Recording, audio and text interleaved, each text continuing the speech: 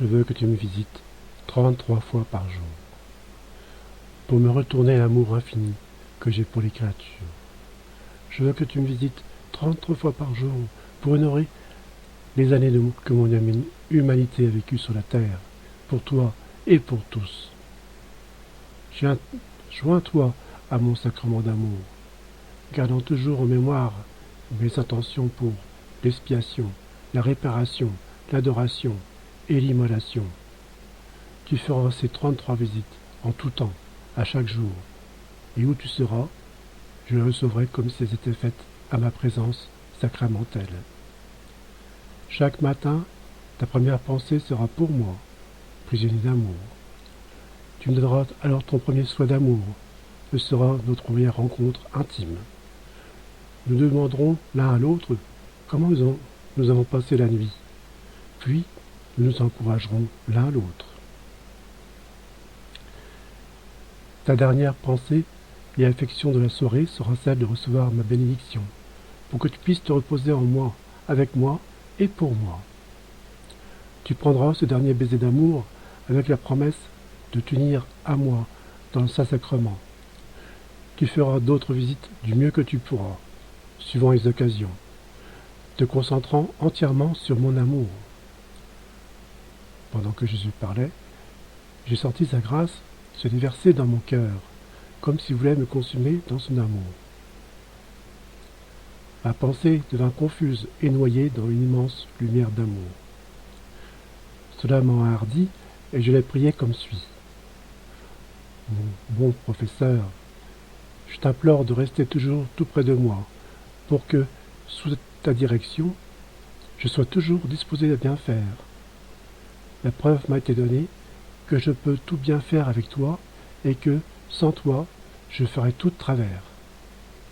Et, toujours tendrement, Jésus ajouta, « J'essaierai de te satisfaire sur ce point, comme je l'ai fait sur beaucoup d'autres. Je veux seulement ta bonne volonté. Je te donnerai à profusion l'aide que tu attends de moi.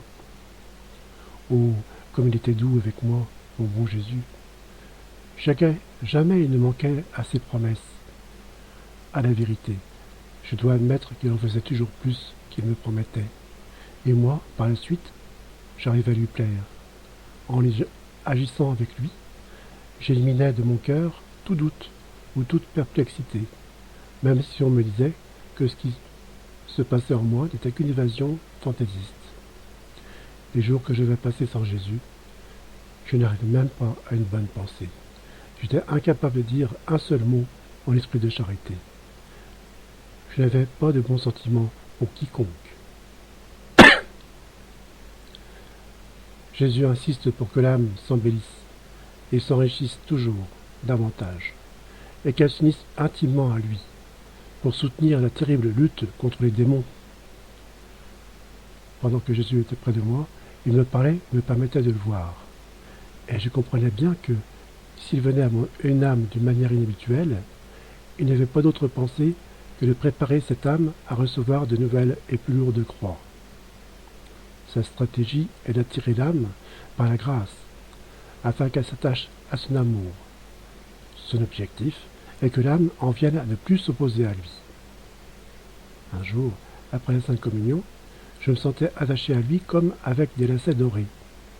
Il me tint des propos amoureux tels que « Es-tu vraiment disposé à faire ce que je veux ?» Et si je te demandais le sacrifice de ta vie, serais-tu disposé par amour pour moi à le faire de bonne grâce? Sache que si tu es prête à faire tout ce que je veux, alors, de mon côté, je ferai tout ce que tu veux. Et je lui répondis, mon amour est mon tout. Est-il possible que tu me donnes quelque chose de plus beau, de plus saint, de plus adorable que toi-même? Aussi, pourquoi me demandes-tu si je suis prête à faire ce que tu désires? Il y a longtemps que je t'ai livré à ma volonté, ma volonté. Elle t'est acquise, même si ton désir était de me déchirer en morceaux. Oui, je suis disposé à cela, si cela te plaît. Je me suis abandonné à toi, saint époux. Fais en moi et sur moi tout ce qui te plaît. Fais avec moi tout ce que tu désires. mais donne-moi toujours de nouvelles grâces, puisque je ne peux rien faire d'autre, je ne peux rien faire par moi-même. » Et Jésus me dit, « Es-tu vraiment prête à faire tout ce que je te demande ?» À cette question qu'il me posait pour la deuxième fois, je me suis senti écrasé et anéanti. Et je lui ai dit, « Mon toujours aimable Jésus, dans mon néant, je suis toujours craintive et vacillante. Tu sembles te méfier de moi, alors que moi, je te fais confiance complètement.